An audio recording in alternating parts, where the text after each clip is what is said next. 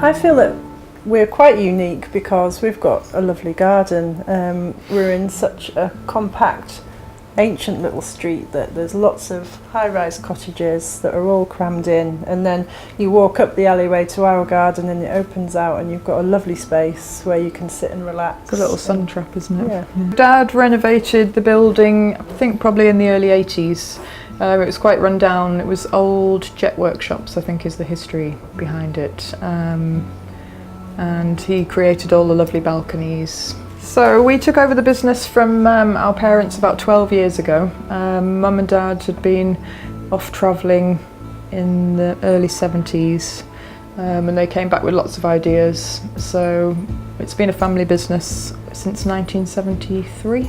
We got loads of inspiration from Marrakech. Yeah. Because we're tucked away and we're hidden, it's that kind of style of a riad where you go through the main doors, away from the busyness and the busy streets and into your little hideaway. Our hidden courtyard is set around a garden, and each of the rooms look out onto, you know, the open garden space. Yeah, the rooms on the lower floor have decking outside with chairs and tables, so most guests like to sit outside. Yeah, we've got lovely four-poster beds, and we like nice linen, nice cushions. We've got some rooms have balconies.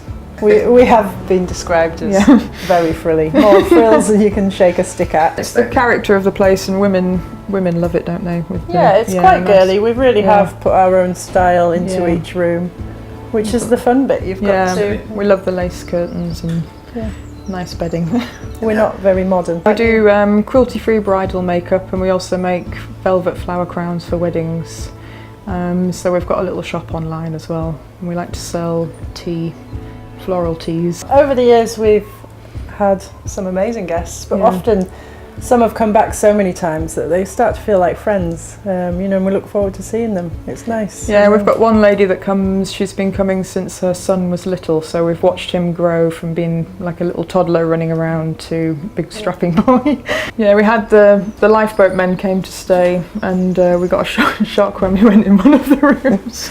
Yeah, they left a blow-up doll. It's this one lady that arrives with about 20 hat boxes. She needs a hand up to the room. And the room's just full with crinolines and amazing dresses. There's always festivals going on in Whitby, so it can change week to week. We've just had a big goth weekend, so lots of interesting characters stay. It's really vibrant, isn't it? People arrive looking very kind of business-like, and then an hour later they come out of the room and they've got huge Victorian clothing on and walking sticks. I think goths have always been coming to Whitby because it's so the history and the history. Yeah, and the history of Dracula. And the Abbey. It's a very exciting place, really.